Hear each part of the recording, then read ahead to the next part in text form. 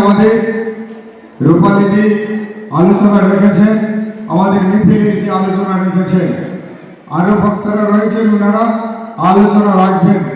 আমি শুধু আপনাদের কাছে একটা অনুরোধ, একটা আবেদন আমি রাখতে চাই। সেই আবেদনটা হচ্ছে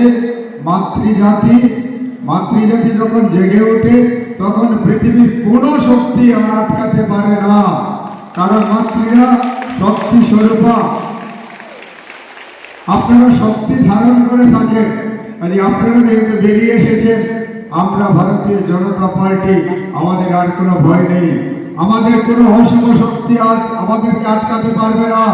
কারণ আপনারা জানেন আমাদের রাষ্ট্র বিরোধী, রাজ্য বিরোধী, উন্নয়ন বিরোধী রাষ্ট্র কিছু রাজনৈতিক দল রয়েছে, যেমন আমাদের ত্রিপুরা রাজ্যে বিশেষ করে কংগ্রেস এবং সিপিএম।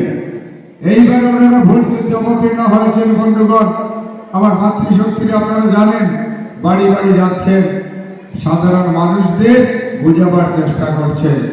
কিন্তু আজকে আপনারা ভেবে দেখুন, আমাদের ভারতীয় জনতা পার্টির সরকার যখন 2014 সালে প্রতিষ্ঠিত হয়েছে, আমাদের দেশের যশস্বী প্রধানমন্ত্রী নরেন্দ্র মোদীজি আপনাদের উজ্জ্বলা যোজনা থেকে শুরু করে বিভিন্ন যোজনার মাধ্যমে আপনাদেরকে সম্মান প্রদর্শন করেছেন। আমাদের রাজ্যের মাননীয় মুখ্যমন্ত্রী প্রফেসর ডক্টর মানিক সাহা মহোদয়, তিনিও সময় সময় বিভিন্নভাবে বিভিন্ন প্রকল্পের মাধ্যমে আপনাদেরকে বিভিন্নভাবে সম্মান প্রদর্শনের চেষ্টা করেছেন। বন্ধুগণ, ভারতীয় জনতা পার্টি মহিলাদের জন্য 33% সংরক্ষণের ব্যবস্থা করে দিয়েছে, যেটা বিগত দিনে কংগ্রেস সিপিএম পরিচালিত সরকার করেনি। বন্ধুগণ, আমাদের ত্রিপুরা রাজ্যের মাননীয় মুখ্যমন্ত্রী আরাকা দপ্তরে মহিলাদের জন্য সংরক্ষণ এনে দিয়েছেন। বন্ধুগণ, এটা একটা যুগান্তকারী সিদ্ধান্ত গ্রহণ করেছেন। এইভাবে মহিলাদের কিভাবে উন্নয়ন করা যায়, উন্নতি করা যায়, মহিলারা কিভাবে সশক্ত মাথা তুলে দাঁড়াতে পারে, তাদের জন্য আজকে কনসেপ্ট এসেছে ভারতীয় জনতা পার্টির যশস্বী প্রধানমন্ত্রী লাখপতি দিদি, কোটিপতি দিদির কনসেপ্ট নিয়ে এসেছেন। বন্ধুগণ, আজকে তিনি আমাদের সমাজের মহিলারা আর ঘরে বসে নেই। বন্ধুগণ, বিগত দিনে আমাদের ত্রিপুরা রাজ্যে এসএসজি গ্রুপের সংখ্যা কত ছিল? 5,000-এর মতো ছিল। আজকে যেটা সেটা 55,000 ছাড়িয়ে গেছে। বন্ধুগণ, আজকে আমাদের মহিলাদের এসএসজি গ্রুপের সংখ্যা। কাজে দেখুন, আমরা ভারতীয় জনতা পার্টি এবং আমাদের পরিচালিত সরকার মহিলাদের যোগ্য সম্মান দিতে জানে। বন্ধুগণ, তাই আমি আমার আলোচনার দীর্ঘায়িত করবো না। সমগ্র মহিলা সমাজের কাছে আমি করজোড়ে বিনম্রভাবে আবেদন রাখছি, আপনারা এগিয়ে আসুন। এগিয়ে এসে আগামী যে 9 এপ্রিল ভোটদানের দিন, প্রথমে ভোটদান, তারপরে জলপান করবেন। আপনারা সকাল সকাল উঠে সবাই ভারতীয় জনতা পার্টির যে প্রতীক চিহ্ন, পদ্মফুল চিহ্ন রয়েছে, সেই চিহ্নে বোতাম টিপে ধর্মনগর থেকে একটা পদ্মফুল ত্রিপুরা রাজ্য বিধানসভায় প্রেরণ করবে। মাননীয় প্রদেশ সভাপতি এবং আমাদের মাননীয় মুখ্যমন্ত্রী মহোদয়কে উপহার হিসেবে তুলে দেবেন। এই আশা রেখে আমাদের আজকে যারা এই সভাতে যারা উপস্থিত হয়েছেন, আমার নমস্য ব্যক্তিত্বরা যারা উপস্থিত হয়েছে, আমার অভিভাবক অভিভাবিকারা যারা উপস্থিত হয়েছে, সবাইকে আবারও আমি করজোড়ে বিনম্র ভাবে আমার অন্তঃস্থল থেকে শ্রদ্ধা নিবেদন করে আমি আমার কথা বলা শেষ করছি। বন্দে মাতরম, ভারত মাতা কি জয়, ভারত মাতা কি জয়, ভারত মাতা কি জয়। বিজেপি জিন্দাবাদ, ধর্মনগর মন্ডল জিন্দাবাদ, মহিলা মোর্চা, মাতৃশক্তি জিন্দাবাদ। নমস্কার সবাইকে। সবাইকে নমস্কার। এই ধর্মনগরে এই হলে গত কয়েক মাস আগে এসেছিলাম। এমনি উপচে পড়া আমার দিদিদের ভিড় ছিল। সবসময় ধর্মনগরের কথা যখন মনে হয়, এই টাউন হল ভর্তি আমার দিদিদের কথা সবার আগে মনে হয়। আজকেও অনেক কাজ ছিল, তারপর গলার অবস্থাও ভালো নয়, কিন্তু আপনাদের টানে এবং দলের একজন দায়িত্বশীল কার্যকর্তা হিসাবে এখানে আসার সুযোগ পেয়ে আমি সত্যি ধন্য।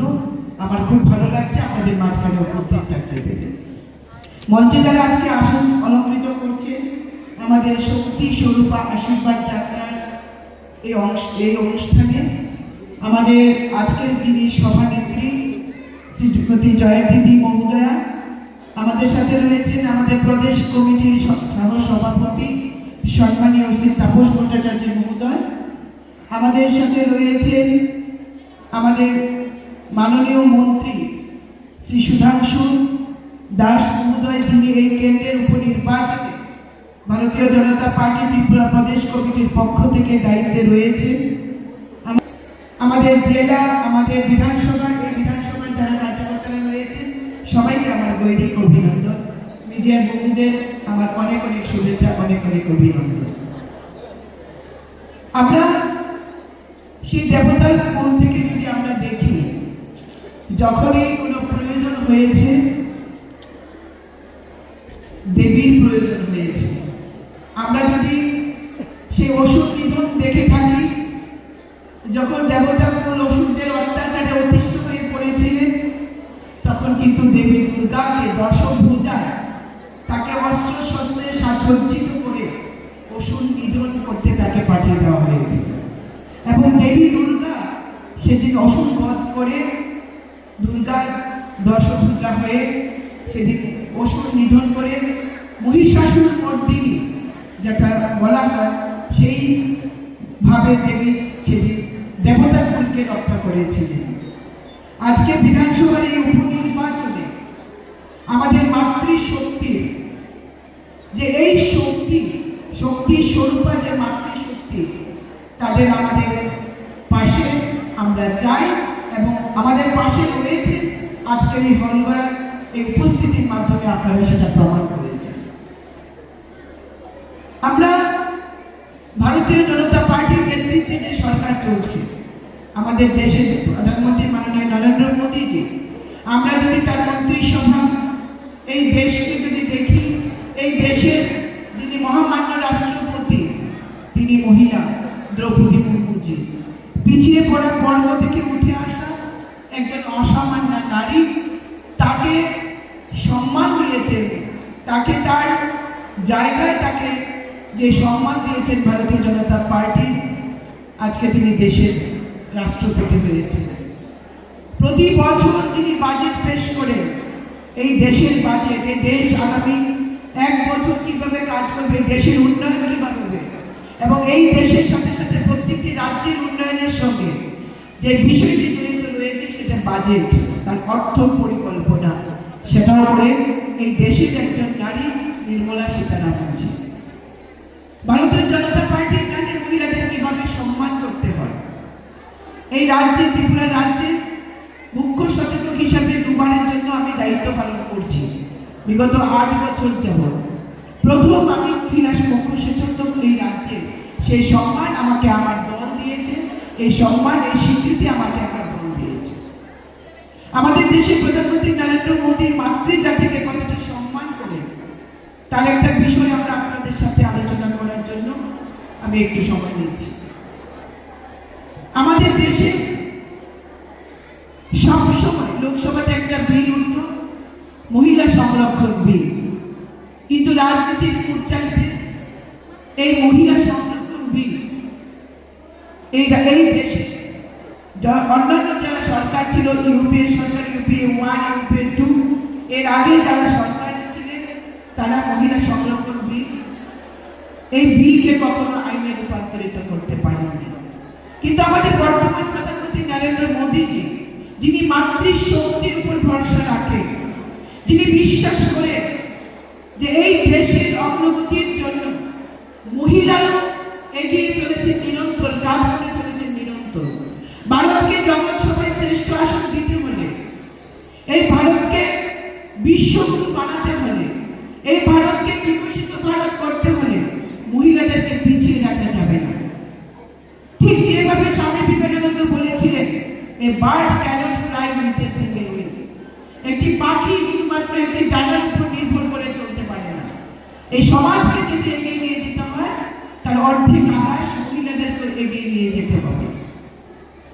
এবং স্বামী বিবেকানন্দ সেদিন বলেছিলেন যে মহিলাদেরকে আত্মনির্ভর হতে হবে, মহিলাদেরকে স্বনির্ভর করতে হবে। আরেক নরেন দেশের প্রধানমন্ত্রী নরেন্দ্র মোদী, তিনিও মহিলাদের অন্তর্নিহিত এই শক্তিকে উপলব্ধি করতে পেরেছিলেন। তাই তিনি নারী শক্তি অধিনিয়ম আইন চালু করে এই দেশের মহিলাদের 33% রিজার্ভেশন করেছেন, সংরক্ষিত করেছেন। এই দেশের লোকসভায়, এই রাজ্যের বিভিন্ন রাজ্যের বিধানসভায় যাতে 33% মহিলারা প্রতিনিধিত্ব করতে পারে, অর্থাৎ নির্বাচনে প্রতিদ্বন্দ্বিতা করতে পারে, তার জন্য আইন তৈরি করেছেন দেশের প্রধানমন্ত্রী নরেন্দ্র মোদী। শুধু তাই নয়, এই দেশের নারী শক্তিকে বিকশিত করার জন্য বিভিন্ন যোজনা তৈরি করেছে। মহিলাদের জন্য বিনামূল্যে গ্যাস দিয়ে, এবং এটা মহিলাদের নামে করা হয়, সেইভাবে মহিলাদের সম্মান দিয়েছে। এবং নারীরা যাতে সুস্থ থাকতে পারে, এই দেশের উন্নয়নে মহিলাদের যাতে গুরুত্বপূর্ণ ভূমিকা মহিলারা নিতে পারে, তাদেরকে সুস্থ রাখা, সেই দায়িত্ব দেশের প্রধানমন্ত্রী নরেন্দ্র মোদী নিয়েছে তার বিভিন্ন যোজনার মাধ্যমে। মাতৃশক্তি বন্দনা যোজনা, গর্ভবতী মহিলাদের জন্য 3 বার তাদের অ্যাকাউন্টে টাকা দেওয়া, মহিলাদের মাতৃপুষ্টির মাধ্যমে সুস্থ সন্তান প্রসব করতে দেওয়া। প্রধানমন্ত্রী বিশ্বাস করে যে একজন সুস্থ মা একজন সুস্থ শিশুকে, ভবিষ্যৎ প্রজন্মকে জন্ম দেয়। তাই মাতৃশক্তিকে সুস্থ রাখার জন্য মাতৃপুষ্টি যোজনা চালু করেছে আমাদের দেশের প্রধানমন্ত্রী। মহিলাদের জন্য দ্রোণ দিদি চালু করেছে কৃষক এবং কৃষি কল্যাণ দপ্তরের মাধ্যমে। সেলফ হেল্প গ্রুপে প্রতি বছর এই দেশের বাজেটে মহিলা স্বনির্ভর গোষ্ঠীর মধ্যে অর্থের বরাদ্দ প্রতি বছর বাড়িয়ে মহিলাদেরকে আত্মনির্ভর করার সুযোগ দিচ্ছেন দেশের প্রধানমন্ত্রী নরেন্দ্র মোদী। মহিলাদের সুরক্ষা দেওয়ার জন্য এই দেশের আইনকে সংশোধন করে